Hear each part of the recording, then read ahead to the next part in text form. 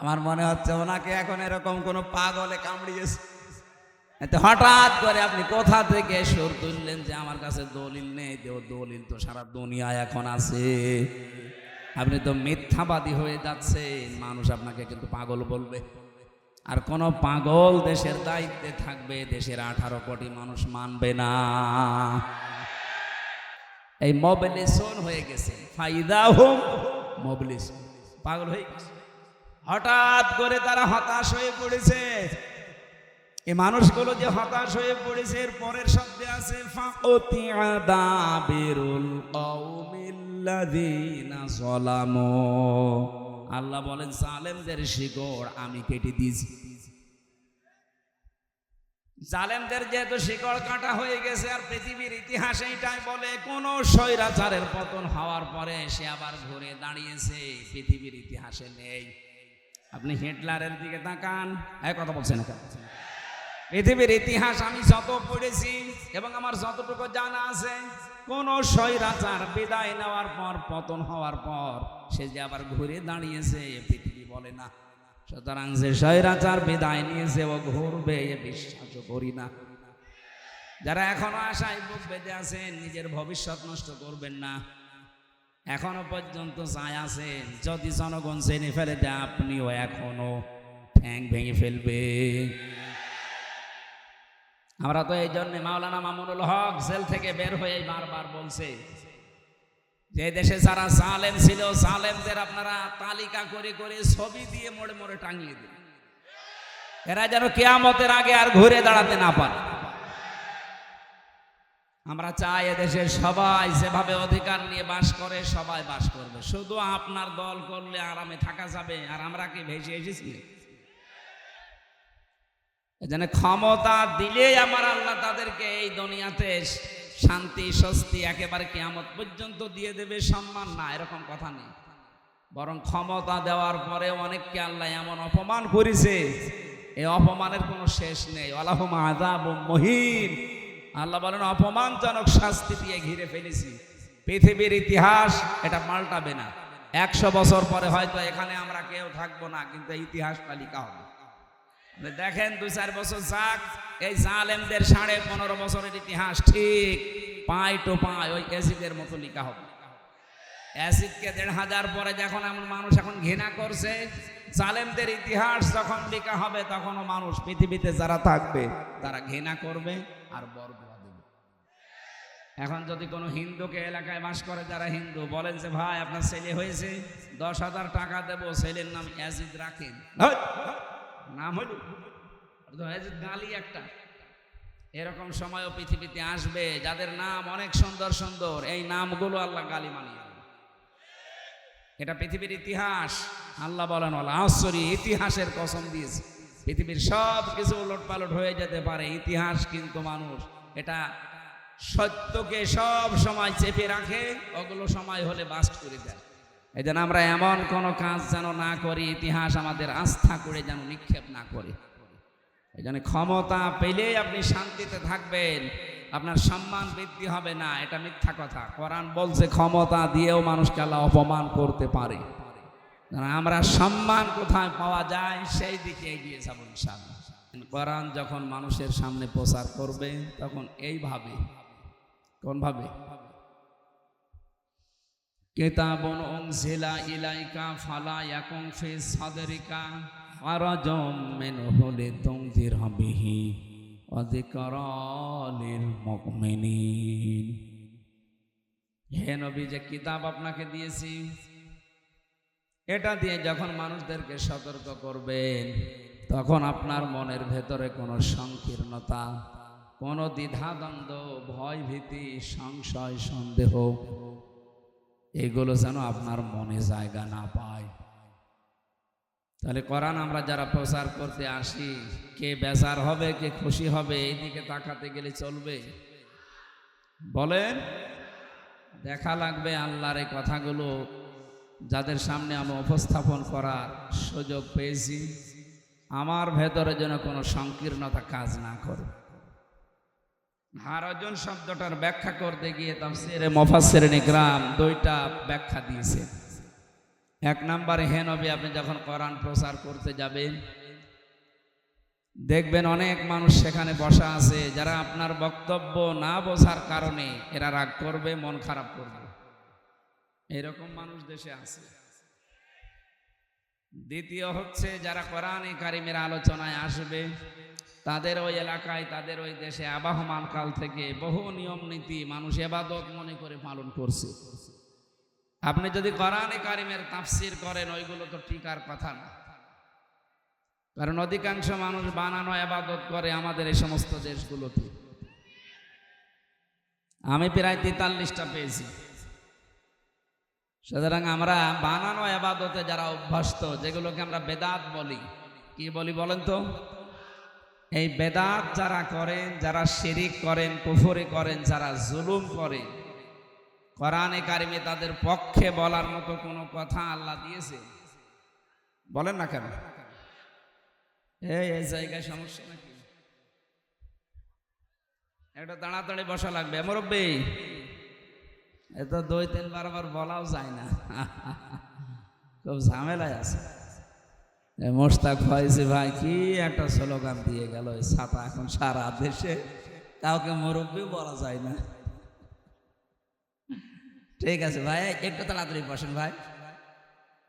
আমার শরীরের যে কন্ডিশন, ডাক্তার, এই যে 10-12 দিন আমি হাসপাতালে পড়েছিলাম, ডাক্তাররা বারবার জানাচ্ছে আপনার রক্তের হিমোগ্লোবিন নাকি যেন আছে, এটা কমে যাচ্ছে, মানে রাত জাগবে, সর্বোচ্চ রাত 9টা-10টার ভেতরে যেন অনুষ্ঠান শেষ হয়ে যায়, এরকম অনুষ্ঠান কিছু নেবেন, মাঝে মাঝে গ্যাপ দেবেন। এতে তো পারা যাচ্ছে না। আপনাদেরকে আমি সেই মাগরিবের পর থেকে এসে বলছি তাড়াতাড়ি করবেন, তাড়াতাড়ি করবেন, আপনারা দেরি করে ফেলেন। আগামীতে কোনো জায়গায় আশপাশে যদি আসে একটু তাড়াতাড়ি দেবেন, কারণ আমি শরীরকে আমার কন্ট্রোলের বাইরে চলে যাচ্ছে।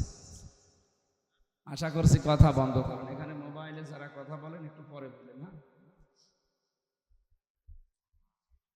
তাহলে আমরা বলছিলাম, কোরআনের কথা বলতে গেলে যারা জুলুম করে তাদের পক্ষে কোনো কথা আছে? যারা বেদাত করে তাদের পক্ষে কথা আছে?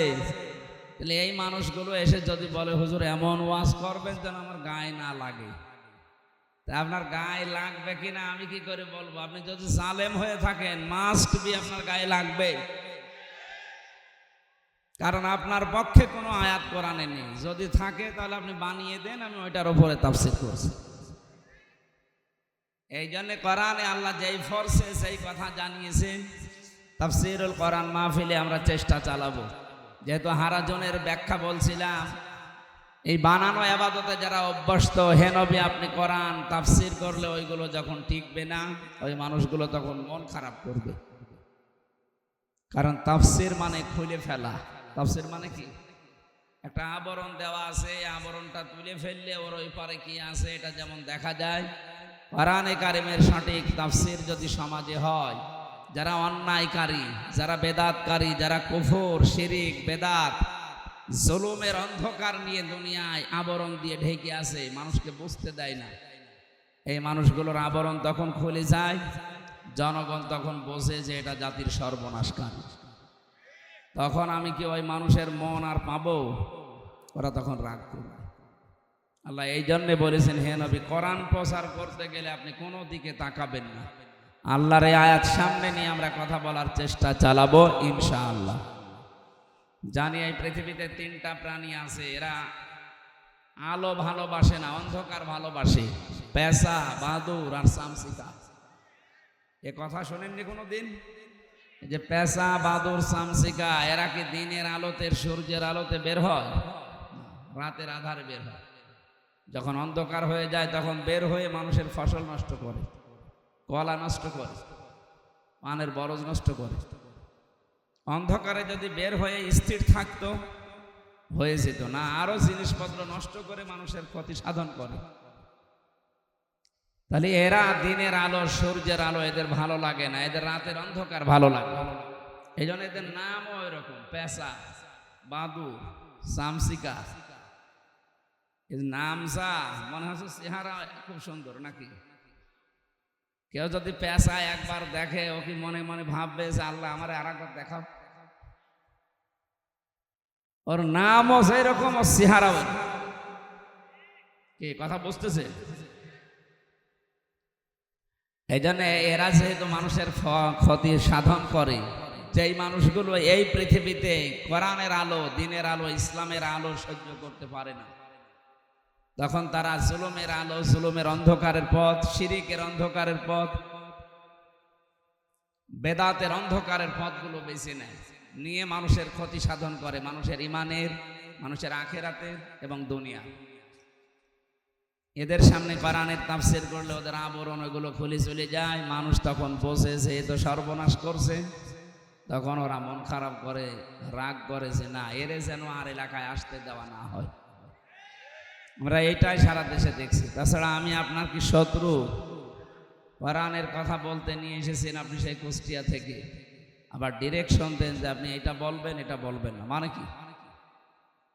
আপনি জানছেন যে হ্যাঁ এরকম কিছু আছে যেগুলো আমি ব্যবসা করে খাচ্ছি, এগুলো বন্ধ হয়ে যেতে পারে, আমার ভেতরে যে নেফাকি আছে, মুনাফিকি আছে, এটা হয়তো বন্ধ হয়ে যাবে, এ কোরআন থেকে বললে আমার সর্বনাশ হবে, এই জন্য আপনার রাগ হয়। আমরা এসেছি আল্লাহর কোরআনে কারিম প্রচার করতে, সেইভাবে প্রচার করা দরকার। আল্লাহ জানিয়েছে ওয়ানজির বিহিল্লাযিনা ইয়াখাফুনা, আল্লাহ পাক বলেন হে নবী আপনি এই কোরআনে কারিম দিয়ে ওই মানুষগুলোকে সতর্ক করেন, আইয়ুহশারু ইলা রাব্বিহিম লাইসা লাহুম মিন দুনিহি ওয়ালিয়্যুন ওয়ালা শাফিউন লাআল্লাহুম ইয়াত্তাকুন। যেই মানুষগুলোর ভেতরে এই ভয় আছে যে কিয়ামতে আমাকে দাঁড়ানো লাগবে একজনের সামনে, তিনি কে? এই বিষয়টা যখন মানুষের ভেতরে 100% পয়দা হবে যে আমাকে কিন্তু দাঁড়ানো লাগবে আমার রবের সামনে, আইয়ুহশারু ইলা রাব্বিহিম লাইসা লাহুম মিন দুনিহি ওয়ালিয়্যুন ওয়ালা শাফিউ। সেখানে আমার সামনে পেছনে ওপরে নিচে কোনো অলি, কোনো বন্ধু থাকবে না, কোনো সুপারিশকারী থাকবে না। এই চিন্তা ভাবনা যাদের ভেতরে আছে আপনি কোরআন দিয়ে তাদেরকে সতর্ক করেন। ওয়াযাক্কির ফাইন্নাদ যিকরা তানফাউল মুমিনিন, কোরআনে কারিমের আলোচনায় কাজ হবে, উপকার হবে ওই মানুষগুলোর যাদের ভেতরে ঈমান আছে। আল্লাহ পাক জানিয়েছেন ফাযাক্কির বিল কুরআনি মান ইয়াখাফু ওয়াঈদ, so admonish and or by the holy Quran him who fears my threat। এই কোরআন দিয়ে মানুষদেরকে সতর্ক করবেন যার ভেতরে আল্লাহর ধমকের ভয় আছে, আল্লাহর থ্রেটের ভয় আছে, তার কাজ হবে। কে বলছে? সুতরাং আজকে আমরা যারা বলতে আসি আমরা কোরআন কেন্দ্রিক যেন আলোচনা করি, তাহলে যাদের ভেতরে আল্লাহর দরবারে দাঁড়ানো এবং তার ধমকের ভয় ভেতরে আছে, যে মানুষগুলো বিশ্বাস করে যে না যখন দাঁড়ানো লাগবে তার সামনে তখন কোনো অলি, কোনো বন্ধু, কোনো সুপারিশকারী কেউ থাকবে না, এই বিশ্বাসে যারা সামনে বসবে লাআল্লাহুম ইয়াত্তাকুন, আশা করা যায় জীবন সংশোধন হয়ে যাবে, তাদের জীবন আস্তে আস্তে পরিবর্তন হবে, থেমে যাবে। যেহেতু এটা শেষ জামানা চলছে, আমরা চাই আমাদের জীবন যেন পরিবর্তন হয়ে পরিশীলিত হয়ে আল্লাহর বাগান জান্নাতের দিকে এগিয়ে যায়। বলেন আমিন। কোরআনে কারিমের 6666টা আয়াত, মাত্র একটা আয়াত পড়েছি আমরা, সূরা শুআরা 214 নম্বর আয়াত। এই আয়াতটাকে সামনে নিয়ে বিশ্বনবী মুহাম্মদুর রাসূলুল্লাহর লক্ষ লক্ষ হাদিস থেকে একটা হাদিসের টুকরা পড়েছি। এই দুইটা সামনে নিয়ে আমরা কথা বলার চেষ্টা চালাচ্ছি ইনশাআল্লাহ। কোরআনে কারিম থেকে আমরা তেলাওয়াত করে আরম্ভ করছি। আউযু বিল্লাহি মিনাশ শাইতানির রাজিম। শয়তান যেন আশপাশে না থাকে, এই জন্য জবান খুলে পড়েন। আউযু বিল্লাহি মিনাশ শাইতানির রাজিম। বিসমিল্লাহির রহমানির রহিম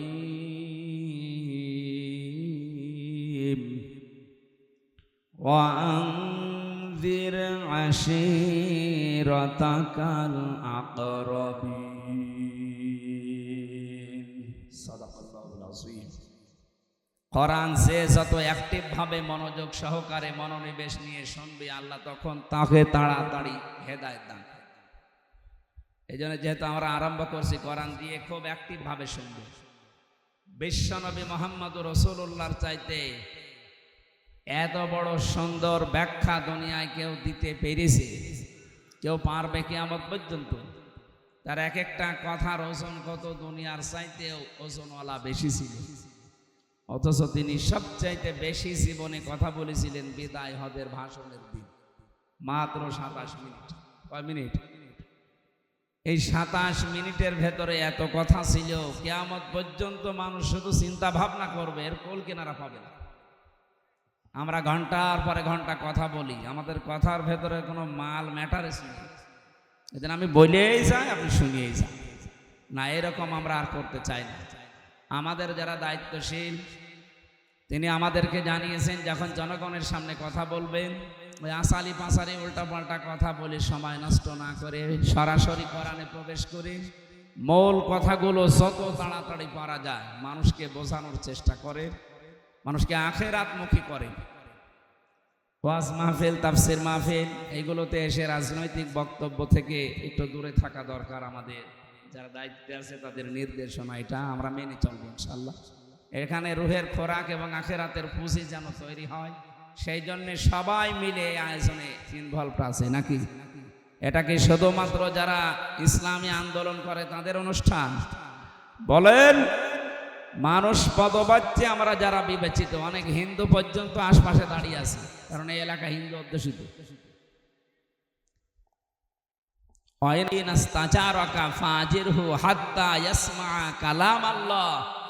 আল্লাহ বলেন, হে নবী, মুশরিকদের কোন দল যখন যারা আল্লাহকে বিশ্বাস করে না, কোরআনকে যারা বিশ্বাস করে না, এরাও যদি কোরআন শুনতে আসে, এর বাণী এত মধুর ভাবে আমি আল্লাহ বানিয়েছি, ওদেরকে আপনি নিরাপদে এটা শোনার ব্যবস্থা করে দেবেন।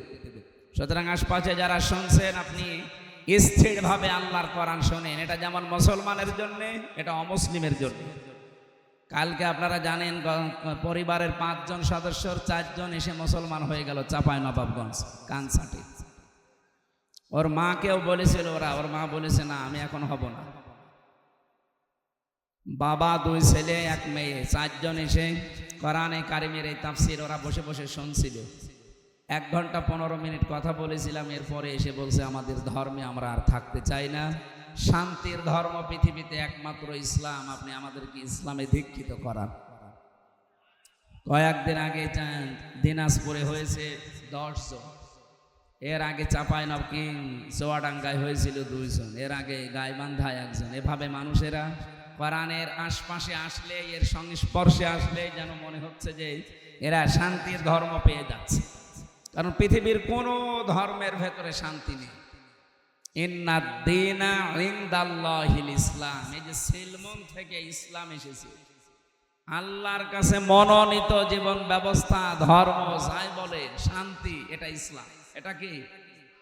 টাকা পয়সা, অর্থ সম্পদ, ক্ষমতা থাকলেই মানুষকে আল্লাহ শান্তি দেবে, এ কথা কোনো জায়গায় দেয়। আরো জানিয়েছে, যাদেরকে ক্ষমতা দিয়েছি এই মানুষগুলোকে অপমান করার সম্ভাবনা, অপদস্থ করার সম্ভাবনা বেশি। কুলিল্লাহুম্মা মালিকাল মুলকি তুতিল মুলকা মান তাশা ওয়া তানজিউল মুলকা মিম্মান তাশা ওয়া তুইজ্জু মান তাশা ওয়া তুযিল্লু মান তাশা বিয়াদিকাল খায়র ইন্নাকা আলা কুল্লি শাইইন কাদির। সূরা আলে ইমরানের 26 নম্বর আয়াতে আছে, খুব খেয়াল করুন। আল্লাহ বলেন, নবী আপনি বলেন, ক্ষমতার একচ্ছত্র মালিকানা আমি আল্লাহর। এটা আমরা বিশ্বাস করি তো, বলেন না কেন? এই আয়াত যারা বিশ্বাস করে কোরআনে কারিমের, তারা মরণের আগ পর্যন্ত কথা বলতে পারেন না যে ক্ষমতার উৎস জনগণ। ক্ষমতার উৎস জনগণ, এ কথা বিশ্বাস করেন কারা? হাত তোলেন তো। কয়েক যোগ, তাহলে ঠিক আছে, ওরা মনে হয় হিন্দু হবে। আল্লাহ সারা আলে ইমরানের 26 নম্বর আয়াতে বলে দিচ্ছে, আপনি এরপরও বিশ্বাস করেন না, তার আয়াত কি মিথ্যা মনে হচ্ছে? কুলিল্লাহুম্মা মালিকাল মুলক, আল্লাহ বলেন আপনি বলেন যে আমি কিন্তু রাজত্বের মালিক, যাকে ইচ্ছা তাকে দেই, যাকে ইচ্ছা নামিয়ে দেই।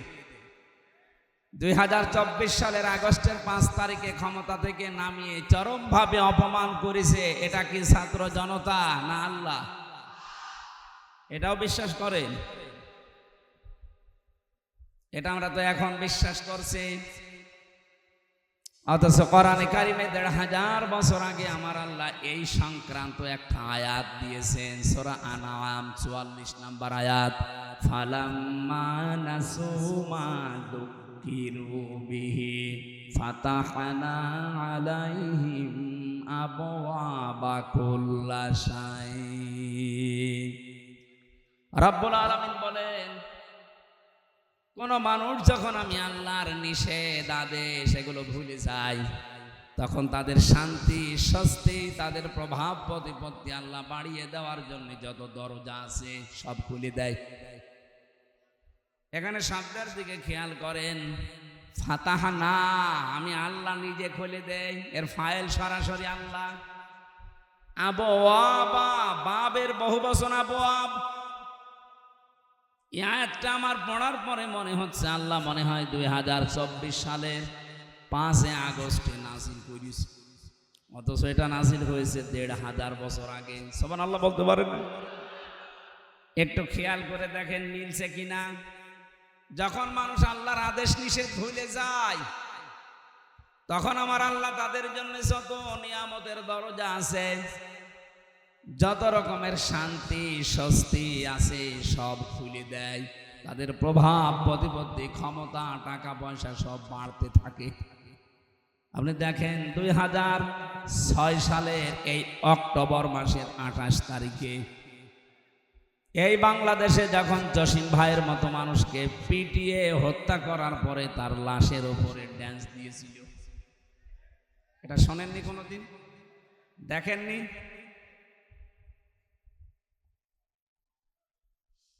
আমি একবার যাচ্ছিলাম সিরাজগঞ্জ থেকে, তখন বাসে চলতাম,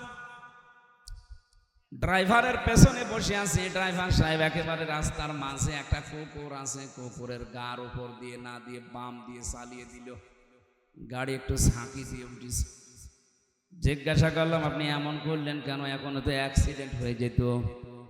ড্রাইভার আমারে বলছে, হুজুর আপনি দেখেন না একটা মরা কুকুর পড়ে আছে, মানে তো মরা, ওরা ডবল করে মারলেই কি আর না মারলেই কি ও টের পাবে?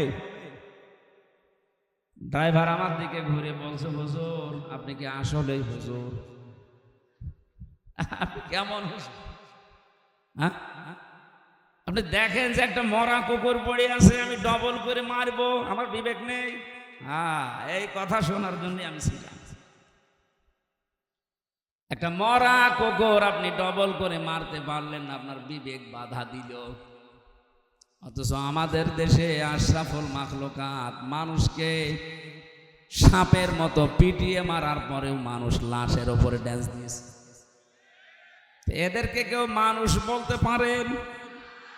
বলেন। আপনি নিজেই বলছেন না এই কাজ যারা করেছে 2006 সালের অক্টোবরের 28 তারিখে তারা মানুষ না। এটাকে কেউ মানুষ বলে আপনি গণ্য করেন কে? আপনি হাত তোলেন তো। না, এরা মানুষ না, কারণ কুকুর পর্যন্ত দুনিয়ায় কাজ করে না যে একটা কুকুর মরে গেছে আর একটা যে লাফাচ্ছে। এক কথা বলেন না কেন?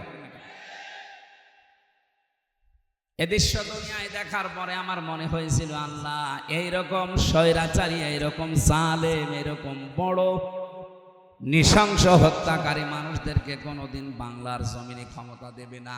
অথচ আল্লাহ ঠিক 2 বছর পরে তাদেরকে আবওয়াবা কুল্লা শাই, যত রকমের শান্তির দরজা দুনিয়ায় আছে সব আল্লাহ তাদেরকে দিয়ে দিল।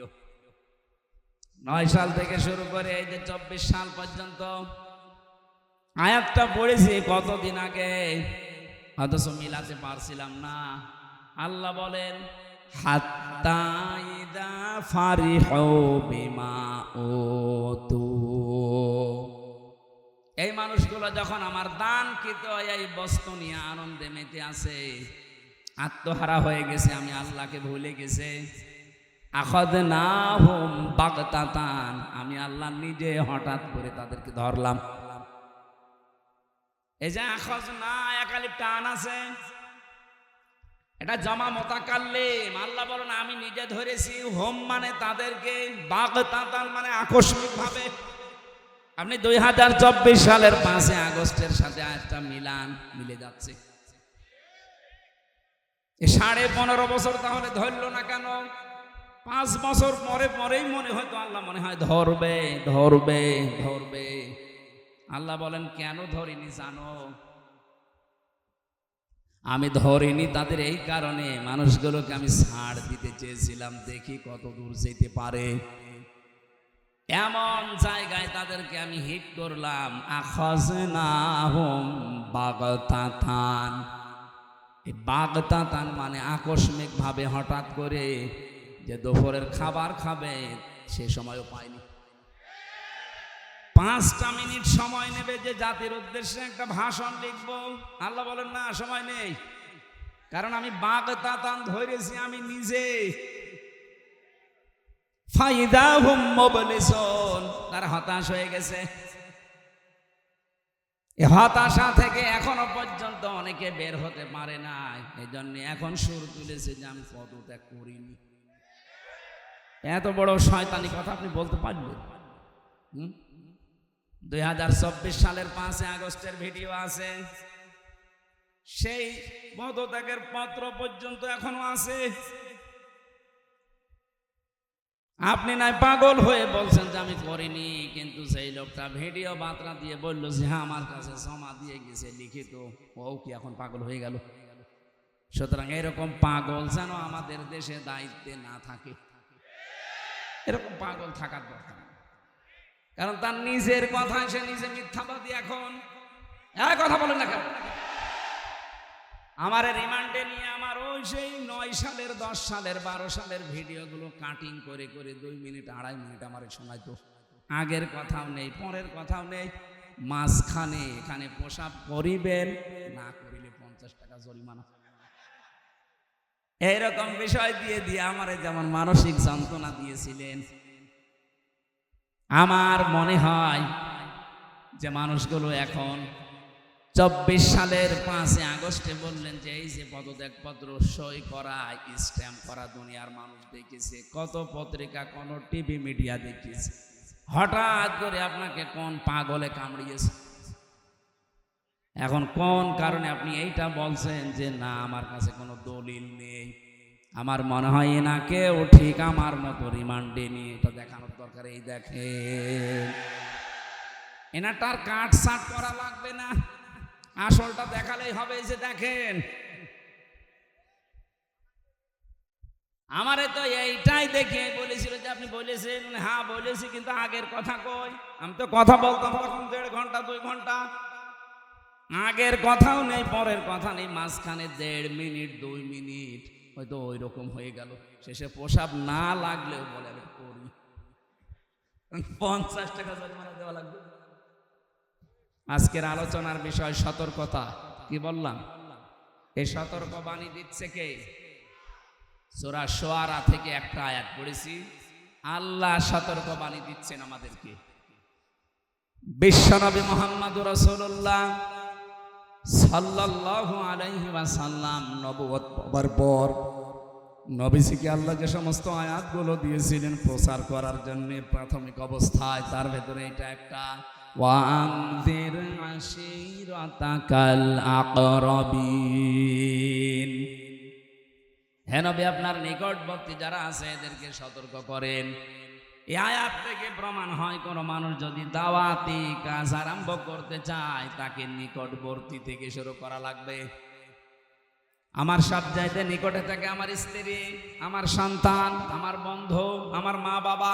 কথা বলেন না কেন? এই জন্য আমরা যদি দাওয়াতি কাজ আরম্ভ করি আমাদের নিজেদের বাড়ি থেকে শুরু করা লাগবে। আমি এখান থেকে চলে যাচ্ছি আমেরিকা, অথচ আমার বউ নামাজ পড়ে না, আমার ছেলে এখনো ডাল খাওয়া ছাড়েনি, এখনো বাবা অভ্যস্ত। কোন কারণে আমার অত দূর যাওয়া লাগবে? আমি আগে ঠিক করা লাগবে আমার নিজের স্ত্রীকে, আমার সন্তানকে। কারণ আল্লাহর নির্দেশ হচ্ছে ইয়া আইয়ুহাল্লাযীনা আমানু ও আনফুসাকুম ওয়া আহলিকুম নারা। ইমানদার যদি দাবি করো নিজেকে আগে জাহান্নাম থেকে বাঁচাও, এরপরে তোমার হাল পরিবার যারা আছে তাদেরকে চেষ্টা করো। এই আয়াত থেকে প্রমাণ পাওয়া যায় দুইটা, নিজে জাহান্নামের আগুন থেকে বাঁচা ফরজ। কি বলেন বলেন? কিন্তু আহাল পরিবারকে বাঁচানো ফরজ না, চেষ্টা করা ফরজ। আমরা চেষ্টা করে যাব, চেষ্টার বিভিন্ন ধরন আছে। বাংলাদেশে বহু ইসলামী দল তাদের কর্মসূচি দিয়ে পরিবার থেকে রাষ্ট্র পর্যন্ত মানুষকে বাঁচানোর, সতর্ক করার চেষ্টা করছে। আপনাদেরকে আমি আহ্বান জানাই, কোন দলে যদি ইনভলভ হয়ে নাও থাকেন, পরিবারে প্রতি সপ্তাহে 2 দিন নিজের স্ত্রী, মা বাবা, সন্তান সন্ততি এদেরকে নিয়ে বসে কোরআনের কোনো আয়াত থেকে, নবীর কোনো হাদিস থেকে তেলাওয়াত করে ব্যাখ্যা সহিত শোনান। 15 মিনিট, আধা ঘন্টা, 1 ঘন্টা পরিমাণে যদি সপ্তাহে 2 দিন করেন, দেখবেন পরিবর্তন আসতেছে। নবীজিকে আল্লাহ যখন আয়াতটা দিলেন, বিশ্ব নবী ফিরে আসলেন, সর্বপ্রথম তার নিজের স্ত্রীকে আল্লাহর নবী দাওয়াত দিয়েছিলেন, সঙ্গে সঙ্গে স্ত্রী দাওয়াত কবুল করেছেন। শুধু করেন নাই তা না, 5টা জিনিস হযরতে খাদিজা বলেছিলেন নবীকে। এখানে আমরা যারা স্বামী আছি, এই স্বামীগুলোর জন্য যদি কোনো স্ত্রী এই 5টা কথা বলতে পারে, সেই স্বামী যেন বিশ্বাস করে সে নবীর আদর্শের উপরে আছে। এই খুব খেয়াল করবেন। বিশ্ব নবী যখন ওহী নিয়ে আসলেন, ডাক দিয়ে বললেন, ইয়া খাদিজা জাম্মিলুনি জাম্মিলুনি, আমাকে ঢেকে দাও, আমি ভয় পেয়েছি, আমার মনে হচ্ছে আমি আর বাঁচবো না। হযরতে খাদিজা বলেন, কি কি হয়েছে আমারে শোনান। পুরা কাহিনী তাকে শোনালেন যে এরকম একজন এসেছিল, বুকে চাপ দিয়ে আমারে 3 বারের পরে বলিয়েছে, ইকরা বিসমি রাব্বিকাল্লাযী খালাক। হযরতে খাদিজা আয়াতগুলো শোনার পরে তিনি বললেন, হে আমার স্বামী, হে আবুল কাসেম, কাসেমের পিতা, আপনি ভয় পাবেন না। আল্লাহি মা ইখজিকাল্লাহু আবাদান। প্রথমের শব্দেই তিনি আল্লাহর কসম দিলেন। কাল্লা আল্লাহি, কখনোই না, আমি আল্লাহর নামে কসম করে বলছি, কখনো আল্লাহ আপনাকে অপমান, অপদস্থ, ভয়, ভীতি দেখাতে পারেন না। শব্দের দিকে খেয়াল করেছেন, খাদিজা কিন্তু এখনো মুসলমান হয়নি, ইমানের দাওয়াতও পায়নি, কেবল কোরআনের একটা আয়াত শুনেছে মাত্র। কোরআনে কারিমের আয়াত শোনার পরে তার ভেতরে আল্লাহ এমন পরিবর্তন এনে দিয়েছেন, ওই রকম কঠিন জামানা যেখানে শিরিক আর কুফরি দিয়ে ভরপুর পুরা জাতি, অথচ তিনি আল্লাহর নামে এতটুকু বাক্যে উচ্চারণ করে ফেললেন 2 বার। কাল্লা, কখনো না, আল্লাহি, আল্লাহর কসম, মা ইখজিকাল্লাহু আবাদান, আল্লাহ কখনো আপনাকে অপমান করতে পারেন না। বলেন সুবহানাল্লাহ। আপনি বাইরের কর্মজীবন শেষ করে এসে বাড়িতে আসার পরে যদি আপনার স্ত্রী আপনাকে এই যে পরবর্তী যে কথাগুলো বলা হবে, এইগুলো যদি স্ত্রীর পক্ষ থেকে শুনতে পান, তাহলে বুঝবেন আপনি নবীর তরিকায় আছেন। কালকের পরের দিন এখানে আপনি যতই মাইকিং করেন, এ মানুষ পাবে না।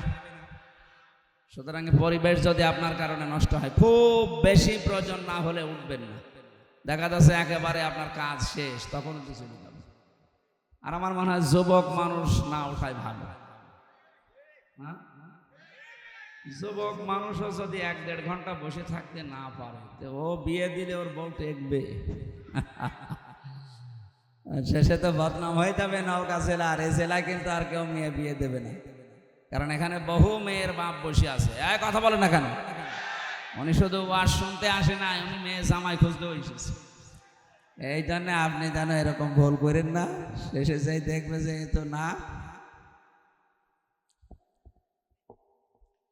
নওগাঁবাসী এবার নিজের সাথে মিলাবেন হাদিসটা। খাদিজাতুল কুবরা রাদিয়াল্লাহু তাআলা আনহা তিনি বলেছিলেন, হে আমার স্বামী, ইন্নাকা লা তাসিলুর রিহমা, আপনি তো রক্তের সম্পর্ক ঠিক রাখেন, আপনি তো রক্তের সম্পর্ক নষ্ট করেন না। তাহলে আল্লাহ আপনাকে ভয় দেখাবে কোন কারণে? কোন জিন ভূত পরী যাই ভয় দেখায় মানুষদেরকে, কোনো কিছু আপনাকে ভয় দেখাতে পারে না, আমি বিশ্বাস করি। কারণ আপনি এই 15 বছর সংসারে আমি দেখলাম কোনোদিন রক্তের সম্পর্ক ছিন্ন করেননি। ও বাংলার মানুষেরা, এই পৃথিবীতে যারা রক্তের সম্পর্ক ছিন্ন করে না, যারা ঠিক রাখে, তাদের ভেতর থেকে আল্লাহ সব রকমের ভয় দূর করে দেয়। অথচ এখানে বহু হাসি বসে আছে, নিজের ভাইয়ের সাথে আজ 3 বছর কথা বলে না। কথা বলে না কারণ কি? ওই 1 বিঘত জায়গা নিয়ে মারামারি ছিল। দুনিয়ার এই কোনো বিষয় নিয়ে কেউ যদি দুনিয়ার কোনো মানুষের সাথে, বিশেষ করে যাদের সাথে রক্তের সম্পর্ক আছে, এরকম কোন মানুষের সাথে যদি আপনি সম্পর্ক নষ্ট করে দেন দুনিয়ার কোনো স্বার্থের কারণে, কোরআনে হাদিসে যা পাওয়া যায়, এরকম যদি 3 দিন কেটে যায়, কথাবার্তারা যদি আপনি ফিরে আসতে না পারেন, আপনি মারা গেলে বেঈমান হয়ে মরবেন, ঈমান পাবেন না। অথচ এদেশে বহু মানুষ 3 দিন না 30 বছর ভাইয়ের সাথে কথা বলে না। আমি কুষ্টিয়াতে 10 সালে যে ওসি সাহেবকে পড়াতাম, যখন আমাকে গ্রেফতার করেছিল ওর পরের বছর, উনি আমারে বলতো মাঝে মাঝে যে আমার জীবনে বড় আফসোস, আমার দুঃখ, আমার নিজের আপন ভাই আমার সাথে আজ প্রায় 7 বছর কথা বলে না। কারণ কি? কারণটা হচ্ছে যে জমি ভাগ করার সময় মাত্র 1 বিঘত নয় 1 হাত জমি যেন একটু বেঁধে গিয়েছিল এই নিয়ে। অথচ এই ভাইটার জন্য ছোটবেলায় মাথার ঘাম পায়ে ফেলে কত কষ্ট করে কোলে কাঁখে পিঠে নিয়ে মানুষ করেছে। ওই কথাগুলো একটু মনে পড়ে না আপনার? আপনার স্ত্রীর কান পড়ার কারণে আপনার ভাইয়ের সাথে আপনার রক্তের সম্পর্ক আপনি নষ্ট করে ফেলেছেন। আপনি বিশ্বাস করে নিতে পারেন, বিভিন্ন ভয় আপনার মনে আল্লাহ ঢুকিয়ে দেবে। আমি কথা বোঝাতে পেরেছি? আল্লাহ যখন সব সৃষ্টি করা শেষ, তখন এই যে রেহেম বলা হয়, যেটা রক্তের সম্পর্ক, এইটা আল্লাহর কুদরতি যে মাজা আছে, এটা চেপে ধরলেন, ডাক দিয়ে বলেন, রব্বুল আলামিন, তুমি তো সবার জন্য সব করলে, তা আমার ব্যাপারে তুমি তো কিছু বললে না, আমার ব্যাপারে কিছু বলবা তো? আল্লাহ বলেন, তোমার ব্যাপারে আমার কথা হচ্ছে, দুনিয়ায় যারা সম্পর্ক তোমার সাথে রাখবে আমি তাদের সাথে আছি, যারা তোমার সাথে সম্পর্ক রাখবে না আমি আল্লাহ তাদের সাথে নেই। আপনি দেখেছেন বিষয়টা কত গভীর। যারা মানুষের সাথে সম্পর্ক রাখে না, বিশেষ করে রক্তের, নিজের ফুফু, চাচা, আপন ভাই, আপন বোন, মেয়ে, এই কথা বলছে না কেন? এই মানুষগুলোর যাদের সাথে সম্পর্ক ভালো না, তাদের মনের ভেতরে বিভিন্ন ভয় ঢুকিয়ে দেবে কে? এখানে এরকম চরিত্রের মানুষ আছেন, কারা হাত তোলেন তো? কোন এলাকায় ওয়াজ দিয়েছে? তো সব আল্লাহর ওলি বসে আছে। আমার মনে হয় এলাকায় আগামী বছর আর ওয়াজ দেবেন না, আগামী বছর গান দেবে। এই ভালো মানুষের সামনে ওয়াজ করে লাভ আছে? সত্যি কি এলাকায় এই হাদিসটা মাইনে নেওয়ার মতো মানুষ নেই? রক্তের সম্পর্ক যদি সত্যি আপনার খারাপ হয়, আপনার নামাজ, আপনার রোজা, আপনার হজ করা সব মাঠে মারা যাবে, কিচ্ছু হবে। কারণ আল্লাহ বলেন, আমি সম্পর্ক কাট করে দেবো ওর সাথে। তা আপনি কার কাছে সব পাঠাবেন বলেন? আমি সহ যারা আছে, এটা আজকে থেকে মেনে নেওয়া যাবে না। আমার একটা বোন, আমার তো ভাই নেই, আমার ফুফু আছে কয়েকটা, চাচা আছে কয়েকটা। হ্যাঁ, সম্পর্ক নষ্ট করা যায় যদি আল্লাহর বিধান সামনে এসে যায়। দেখা যাচ্ছে না উনি আল্লাহর বিধানের বাইরে, ওই রকম চাচা, ওই রকম ফুফু, ওই রকম বোন না, ওই রকম বাবা হলেও বাবাকে আর মানা যায়। এটা আমি বানালাম। কোরআনে কারিমের ভেতরে আল্লাহ জানিয়েছেন, ইয়া আইয়ুহাল্লাযীনা আমানু লা তাত্তাখিযু আবাআকুম ওয়া ইখওয়ানাকুম আউলিয়া ইন ইসতাহাব্বুল কুফরা আলাল ঈমান ومن يتولهم منكم فأولئك هم الظالمون বলেন আল্লাহু আকবার।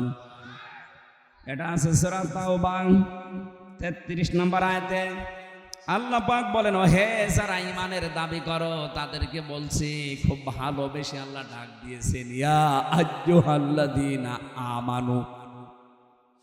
আয়াতের তাফসিরে পড়েছে ফি সিরালিল কোরআন। মুফাসসির বলেন আল্লাহ যখন কোনো ঈমানদার মানুষকে ডাক দেন তখন কিন্তু এমনিতে এই এরকম না, তার নিজের কুদরতি হাত এভাবে উঁচা করে ডাকেন, ইয়া আইয়ুহাল্লাযীনা আমানু, ও হে যারা আমাকে বিশ্বাস করো, খুব ভালোবাসি তোদেরকে, শোন, লা তাত্তাখিযু আবাকুম ওয়া ইখওয়ানাকুম আউলিয়া ইন ইস্তাহাব্বুল কুফরা আলাল ঈমান। ঈমানের উপরে যদি কুফরিকে তোর ভাই, তোর বাবা, এরা যদি তোর বন্ধু বান্ধব, এরা যদি ঈমানের উপরে কোনো কুফরিকে স্থান দিয়ে ফেলে, ভালোবাসে, ওই মানুষগুলোকে গ্রহণ করা যাবে না, তাদের সাথে সম্পর্ক রাখা যাবে না। ওমা ইয়াতাওয়াল্লাহুম মিনকুম ফাউলাইকা হুমুজ জালিমুন। এরপরেও যদি কেউ আমার কথা ওভারটেক করে তাদের সাথে সম্পর্ক রাখে, আমি আল্লাহ বলছি ওই মানুষগুলো জালেম। কে বলছে? আপনি খেয়াল করেন, আয়াতটা শুনতে যত সহজ মনে হচ্ছে, প্র্যাকটিক্যাল লাইফে মিলানো অত সহজ না। নিজের আপন ছেলে, নিজের আপন বাবা, আপন মা যদি আল্লাহর ঈমানের উপরে, রাসূলের তরিকার উপরে অন্য কাউকে প্রাধান্য দেয়, ওইরকম মা থেকে, বাবা থেকে, বোন থেকে মুখ ফিরিয়ে নেওয়া লাগবে। এটা শুনতে যত সহজ মনে হলো, বাস্তবে নিয়ে যান তো অত সহজ কিনা। নিজের ছেলেকে বাড়ি থেকে তাড়িয়ে দেওয়া লাগতে পারে, কথা বলে না কেন? সাহাবায়ে কেরামে আয়াত শোনার পরে তাদের ঈমান এমন পর্যায়ে পৌঁছিয়েছে, আল্লাহর সাহায্য তারা পদে পদে এমনিতে পায়নি, এই কারণে পেয়েছে। হযরতে আবু বকরের সন্তান এসে ডাক দিয়ে বলেছে, বাবা, ময়দানে যুদ্ধে আমি কিন্তু তোমাকে দেখতে পেয়েছিলাম, কিন্তু তুমি আমার বাবা, এজন্য আমি কিছু বলিনি, তোমাকে আমি ছেড়ে দিয়েছি। একবার, দুইবার না, তিনবার তোমাকে আমি দেখতে পেয়েছি যুদ্ধের ওই ময়দানে, আমি কিন্তু তোমাকে মেরে ফেলতে পারতাম, কিন্তু তুমি আমাকে জন্ম দিয়েছো আমার বাবা, এই জন্য, এই কারণে আমি আর কিছু বলিনি। হযরত আবু বকর ক্ষেপে উঠলেন, তিনি কণ্ঠ গরম করে ডাক দিয়ে বলেন, সন্তান, তিনবার আমাকে পাওয়ার পরে তুমি কিছুই বলনি, ছাড় দিয়েছো। বুঝি উনি আমারে বলছিলেন, হুজুর, যে তারা কোরআন যেভাবে বসে আমাদের বাংলাদেশে, ভারতে, পাকিস্তানে মানুষ কিন্তু ওইভাবে মেনে নিতে পারে না।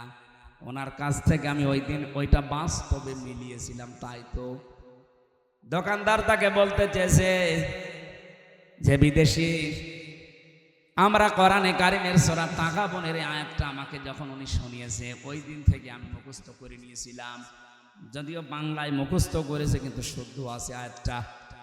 আমারে ডাক দিয়ে বলছে, দেখেন, এই ছেলেটা হওয়ার পরে আমার 4টা দায়িত্ব ছিল। 1 নম্বরের একটা সুন্দর নাম রাখা, অর্থবোধক।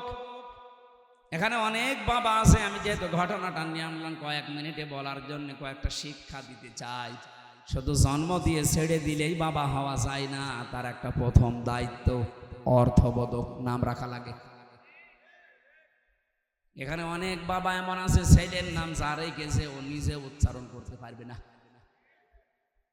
আমার কুষ্টিয়ায় সেই দিন দেখলাম একজন দোকানের নাম লিখেছে মিহাদ স্টোর। ওনারে বললাম, ভাই কি এটা? বলছে, আমার ছেলের নাম মিহাদ। মিহাদ মানে? বলছে, আমি কোরআন শরীফে পেয়েছি বিসাল মিহাদ। আরে বেটা, এটার নাম হচ্ছে জাহান্নামের সর্বনিম্ন স্তর। বলছে, না, আমি কোরআন পড়তে গিয়ে পেয়েছি।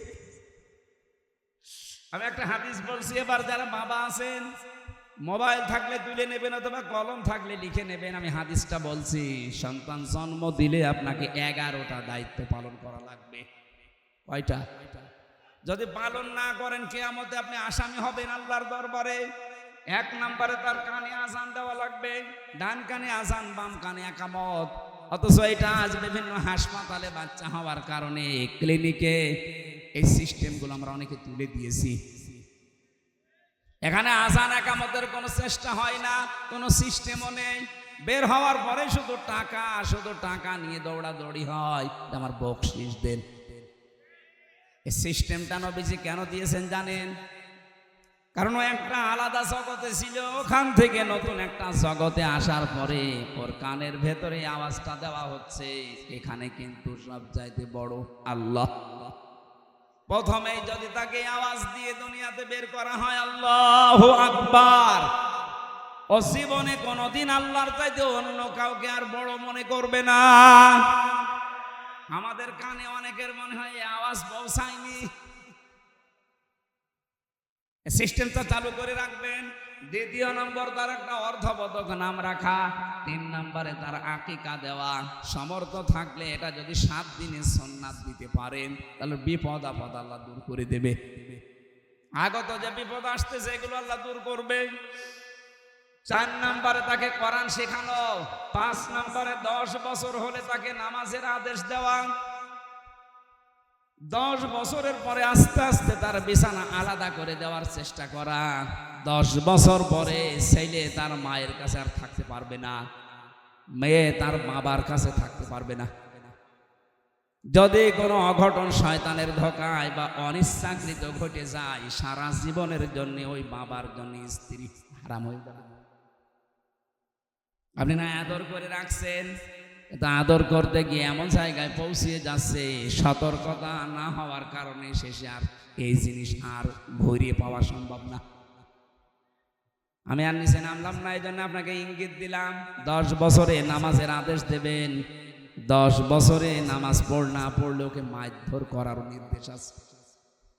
এরপরে বিছানা আলাদা করা লাগবে। নবীজি এরপরে বলেন তাকে ঘোড়া চালানো, তীর চালানো, সাঁতার শেখা, এগুলো অভ্যস্ত করো। এখন বলেন আমি ঘোড়া চালিয়ে করবো কি, তীর মারা শিখে করবো কি, সাঁতার শেখা না। এইটা দিয়ে নবীজি বোঝাতে চেয়েছেন তাকে কর্মক্ষম গড়ে তোলো, অক্ষম করো না, অলস করে গড়ে তুলো না। হঠাৎ করে যদি কোনো অঘটন ঘটে যায় যে তুমি বিদায় নিলে, তোমার বউ মারা গেল, এই ছেলেটা যেন দুনিয়ার এই জমিনে অন্তত চেষ্টা, সাধনা, কর্ম, পরিশ্রম করার মাধ্যমে টিকে থাকতে পারে। আমি কথা বোঝাতে পেরেছি? তাকে ঘোড়া চালানো শেখানো লাগবে, এটা না।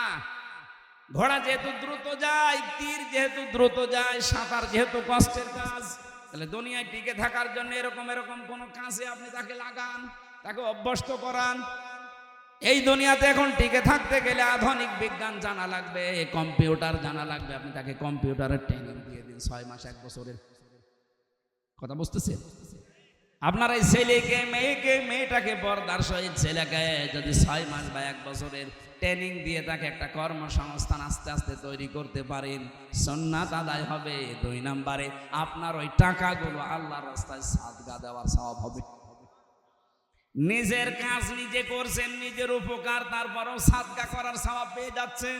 সুবহানাল্লাহ বলতে পারেন নাই? এরপরে বেশি তাকে একটা বিয়ে দেওয়ার সময় 4টা জিনিস সবচাইতে বেশি দেখতে হবে। এরপরে বেশি তার সম্পদ বন্টন করা। এখানে কত আল্লাহর ওলি বসে আছে, মেয়ের নামে সম্পদগুলো ছেলের নামে লিখে দিয়ে মেয়ের জন্য দোয়া করে দেয়। এই জন্য পেছনে বসে আছে একজন, উনি হজে মানুষ নিয়ে যায়, লাইম স্টোনের মালিক। কত হাসি আমার সাথে 16 সালে ছিল। ছেলের নামে ভালো ভালো সম্পদ গুলো সব লিখে দিয়েছে, আর মেয়েকে আসার সময় বলছে মা তোর জন্য আমি দোয়া করে দেব। এটা একটা নির্ভেজাল শয়তান। আরে বেটা তুই তো দোয়া করবি, ওকে ফাঁকি দিচ্ছি কেন? আগে ওর জমি ফেরত দে, এরপরে দোয়া কর। কারণ জমি ফেরত দেওয়া লাগবে, নির্দেশ হামজার। বলেন কার? এরপরে বেশি তাকে একটা কর্মসংস্থান তৈরি করে দেওয়া। এই লোকটা বলছিল, ও বিদেশি, আমার এই সন্তানটা হওয়ার পরে আমি তাকে সুন্দর একটা অর্থবোধক নাম রেখে দিয়েছি আব্দুর রহমান। কারণ পৃথিবীতে দুইটা নাম আল্লাহর কাছে প্রিয়, একটা আব্দুল্লাহ আর একটা আব্দুর রহমান। নাম রেখেই শেষ করিনি ওকে। আমি দিন শেখানোর জন্য চেষ্টা চালিয়েছিলাম, কিন্তু দুষ্টু আর পড়ে নাই। যতটুকু জানা দরকার ততটুকু জেনেও আর বড় ডিগ্রি নিতে পারে নাই। 3 নম্বরে আমি ওর একটা বিয়ে দিয়েছি সৎ পাত্রী দেখে। 4 নম্বরে আমার দায়িত্ব ছিল ওরে আমি একটা কর্মসংস্থান তৈরি করে দেব হালাল। এখন ওর যেহেতু লেখাপড়ার দৌড় কম, ও তো আর ওই পর্যায়ে যেতে পারবে না। আর আমার যা টাকা পয়সা আছে, এই টাকা পয়সা দিয়ে আমি ঘোষ ঘাস দিয়ে কোনো চেয়ারে ওরে বসিয়ে দেব অবৈধভাবে, এটা আমার ইমানে মানে না। আচ্ছা, বাংলাদেশের সব বাবা সব বড় ভাই যদি এই হাদিসটা মেনে চলতাম যে ওর যোগ্যতা ও ওই পর্যন্ত যাক, আমি 35 লাখ টাকা দিয়ে ওরে এমন চেয়ারে বসাবো ও চেয়ারটাই নষ্ট করে ফেলবে, তাহলে এই দেশে আমার মনে হয় কোনো দুর্নীতি আর হইতো না। আর আমরা এইটাই চাচ্ছি, যার যেখানে যোগ্যতা আছে আপনি তাকে ওই জায়গায় দেন। এমন মানুষকে আপনি দিচ্ছেন ঘোষের কারণে 35 লাখ 50 লাখ 1 কোটি টাকা দিয়ে একটা এসপি বদলি হইতো আগে। এখন এই নিয়মটা পাল্টিয়েছে। আমরা চাই কিয়ামতের আগে এই নিয়ম যেন ঘুরে না আসে। একটা থানার ওসি আমার কুষ্টিয়ার সদর থানা, মডেল থানা, আর ওদিকে সিলেটের বিশ্বনাথ থানা, এই 2টা থানায় বাংলাদেশের সবচেয়ে বেশি ক্রাইম হয়। এই 2টা থানায় নাকি সন্তান 15.5 বছরে ওসি আর টিওনো এগুলো যদি বদলি হতে কমপক্ষে 22 থেকে 35 লাখ টাকা আল্লাহর ওলিদেরকে দেওয়া লাগবে। তে যদি 35 লাখ টাকা দিয়ে আসে তো ওই টাকাগুলো ওর উপায় করা লাগবে না? কথা বলে না কেন? আর উপায় করতে হলো 10 বছর যদি ওই থানায় ওসি থাকে, জীবনে ওই টাকা তুলতে পারবে না বেতন দিয়ে, শেষে অবৈধ পথে পা বাড়ানো লাগে। আমি ওই 10 সালে যে ওসি সাহেবকে পড়াতাম, ওই সময় ওই দিন পড়াচ্ছিলাম ঘুষের আয়াত, লা তাকুলু আমওয়ালাকুম বাইনাকুম বিল বাতিল। হঠাৎ করে দেখে একজন 10 লক্ষ টাকার বান্ডিল নিয়ে এসেছে, ওনারে দিয়ে বলছে, স্যার আমার এটা নিন আর ওই মালটা ছেড়ে দিন। আমার দিকে তাকিয়ে বলছে, হুজুর নেবেন মানে আপনার আমি পড়ালাম কি? আজকে তো পড়ালাম ঘোষের আয়াতে, যে কিছুক্ষণ আগে আপনি পড়লেন। আমার বলছে, হুজুর এটা ঘোষ না, এটা হাদিয়া। বললাম, স্যার কি হয়েছে বলেন তো? স্যার 1 কোটি টাকার হিরোইন ধরা পড়িস। এখন ওইটা যদি 10 লাখ টাকা দিয়ে ছাড়াতে পারে কত লাভ হবে? 90 লাখ ওর লাভ হয়ে যাবে। আমি বললাম, এ হাদিয়া কি সরকার আপনাকে এই 15.5 বছর দিচ্ছে না? ওই সময় 10 সাল ছিল কেবল, ওই এসেছিল 1 বছর। আপনাকে তো বছরে বছরে মাসে মাসে সরকারে হাদিয়া দেয়। বলেন তো, ওনার যে হাদিয়া, ওই হাদিয়া নিয়ে যদি কুষ্টিয়ার সদর থানায় মডেল থানায় টিকে থাকা লাগে, 2 বছরের জন্য হয়তো উনি এসেছে, 2 বছর না 10 বছর চাকরি করলো, ওই টাকা উঠবে না। আর এরকম হাদিয়া যদি মাসে 2-3টা হয়, বেতন এমনি উঠে যাবে। আমরা চাই এটা যেন আর ফিরে না আসে। আমিরে জামাত ডক্টর শফিকুর রহমান ঘোষণা দিয়েছেন, এই দেশে এমন পরিবেশ আমরা কায়েম করতে চাই, ঘোষ চাইলে হাত ভেঙে দেওয়া হবে। এটা আমরা চাই না।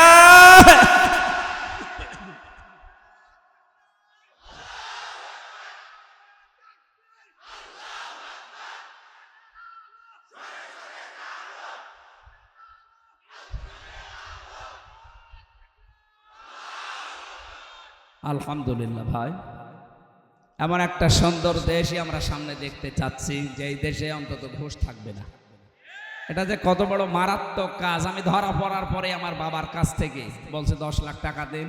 মনে আছে আমার বাবার কাছে টাকা পাই, সেই টাকা নিয়ে আরেকজন নিয়ে এসেছে, আবার পাঠিয়েছে 2 জন। বলছে, বলবা যদি টাকা না দেয় তাহলে 50টা মামলা দেওয়া হবে।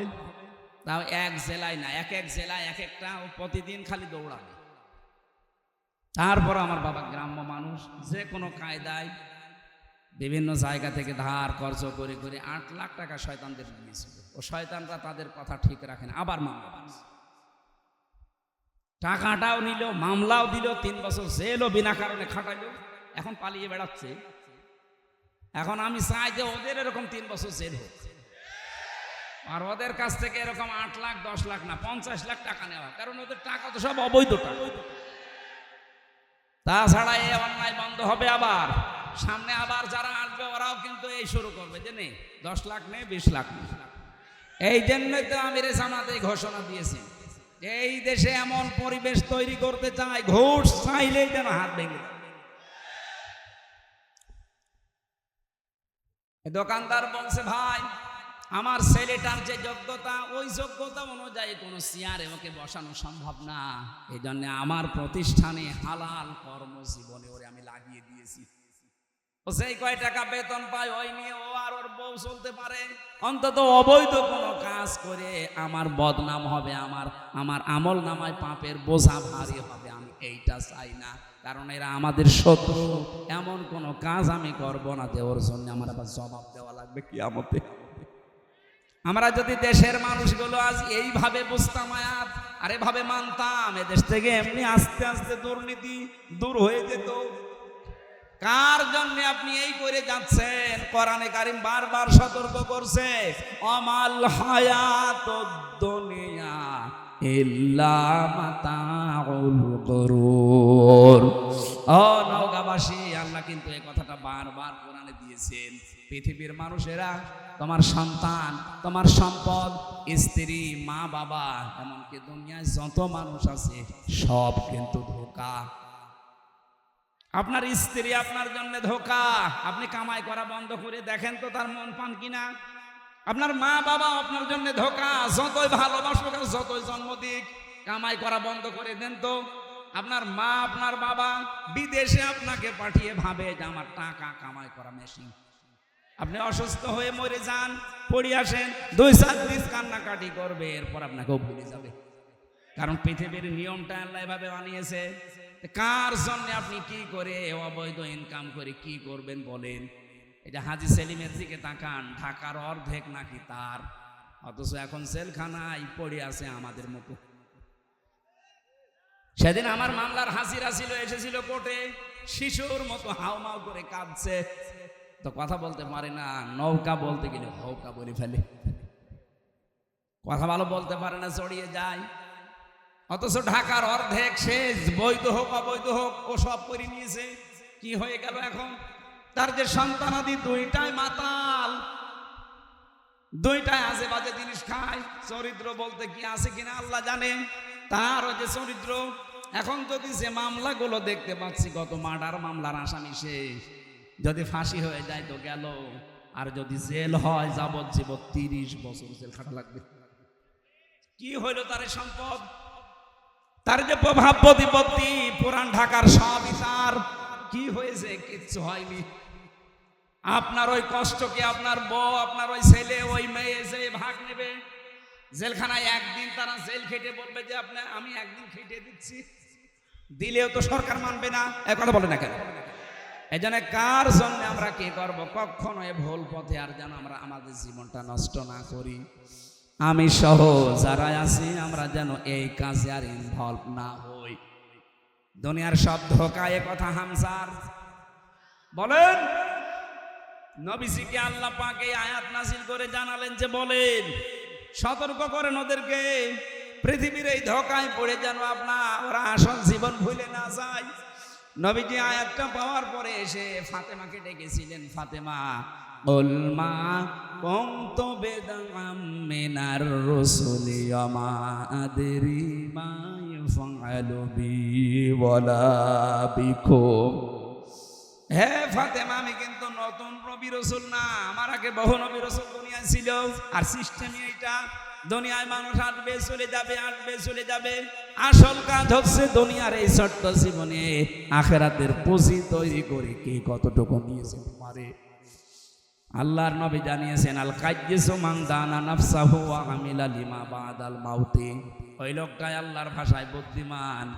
এই পৃথিবীতে যেই লোকটা নিজে আখিরাতের জন্য কাজ করে আর আল্লাহর উপরে ভরসা করে। আল আজিজু মান তাবা নাফসাহু হাওয়াহা। তামান্না আলাল্লাহ, ওই লোকটা বড় নির্বোধ, বড় পাগল, আখিরাতের কোন কাজ কারবার তার নেই, এই আন্দাজে ভরসা করে আছে আল্লাহ আমারে মাফ করে দেবে। সুতরাং আমরা এরকম কোন পাগলামি আর করতে চাই না। সতর্কবাণী যখন এসেছে আমরা সতর্ক হব। অন্তত এই হিন্দু অফিসার যেটা বোঝাতে চেয়েছিল, আমি ওই দিন অন্তত বুঝে ফেলেছি যে পৃথিবীর সব ধোঁকা। 3টা বছর আমি জেল খাটলাম, আমার মা বাবা, আমার স্ত্রী, সন্তান আদি কেউ আমার এই কষ্টের ভাগ নেয়নি। কি বাইরে তার থেকে হয়তো তারা কান্নাকাটি করেছে এতটুকুই, কিন্তু আমার উপর যে ঝড় বয়ে গেছে ফাঁসির কন্টেম সেলের ভেতরে, রিমান্ডে আমার 11 ঘন্টা টাঙিয়েছে। এই যে কষ্টগুলো কেউ নেয়নি। আর যে খাবার দিত, কুকুরেও খাবে না, পচা ছোলা দিত সকালে, দুপুর বেলা খাবার দিয়েছে, মনে হচ্ছে কেউ মাখিয়ে দিয়েছে, খেলে খান, না খেলে ওইভাবে থাকেন। রিমান্ডে যতদিন ছিলাম ঠিক এইভাবে ওরা আমার কষ্ট দিয়েছে। একটা কষ্টের ভাগ 1 সেকেন্ড আমার বউ নিয়েছে, আমার মেয়ে নিয়েছে, মা বাবা যতই ভালোবাসক নিয়েছে, কান্নাকাটি করেছে তারা। তা আমি এমন কোন কাজ যেন না করি আমার এই জন্যে কিয়ামতে আমারে ধরা খাওয়া লাগে। আমি যে কথাটা বোঝাতে চাচ্ছিলাম, বিশ্বনবী ফাতেমাকে ডেকে এইটাই বলেছেন যে নিজের কাজ কিন্তু নিজে করা লাগবে, আমার উপরে ভরসা করে লাভ নেই। কিয়ামতে এই প্রশ্ন তোমারে করা হবে না যে তোমার বাবা নবী ছিল, তোমারে মাফ করে দিলাম না। নিজের কাজের উপরে ব্যাসেস করে যেহেতু বিচার হবে, আমার পরিচয় কোনো কাজে আসবে না, নিজের কাজ নিজে করে যাও। ও বাংলার মুসলমানেরা, নবী নিজে যদি নিজের মেয়েকে সতর্ক করতে পারে, আমরা তো অনেক দূরের মানুষ, কথা বলেন না কেন? আমরা নিজেরা একটু পরিবর্তন আজকে থেকে হওয়ার চেষ্টা করি।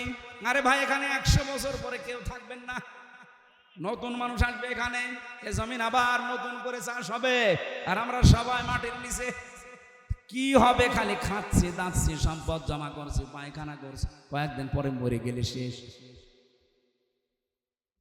নবীজির স্ত্রী খাদিজাতুল কুবরা 2 নম্বরে বলেছিলেন, স্বামী আপনি ভয় পাবেন না, কারণ আপনি তাকসিবুল কাল্লা, এই এদিকে তাকান, এই শব্দটা গুরুত্বপূর্ণ। তাকসিবুল কাল্লা, আপনি তো মানুষের বোঝা বহন করেন, সে ঋণের বোঝা হোক, কষ্টের বোঝা হোক, কর্মের বোঝা হোক, মানুষের বোঝা আপনি বহন করে হালকা করে দেন, এই জন্য আপনার ভয় নেই।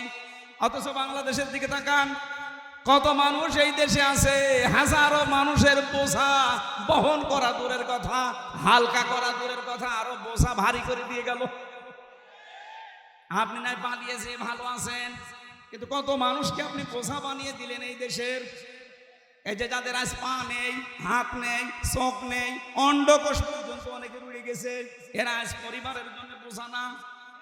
এই বলেন না কেন? লক্ষ কোটি কোটি টাকা মারিং কাটিং করে বিদেশে পাচার করে এই দেশকে একটা বোঝা দিয়ে গেলেন, ঋণের বোঝা। এই দেশে এখন কেউ জন্ম নিলে সে 1 লাখ টাকা ঋণ। এই যে বিশাল বোঝা দিয়ে আপনি খুব আরামে আছেন, তামাম পৃথিবীর ভয় আপনার মনের ভেতরে আল্লাহ ঢুকিয়ে দেবে। এই জন্য আমাদের উচিত হচ্ছে আমরা বোঝা হালকা করব। এই কথা বলেন না কেন? আপনি মন থেকে বলেন তো, আপনি দল করেন আর যাই করেন।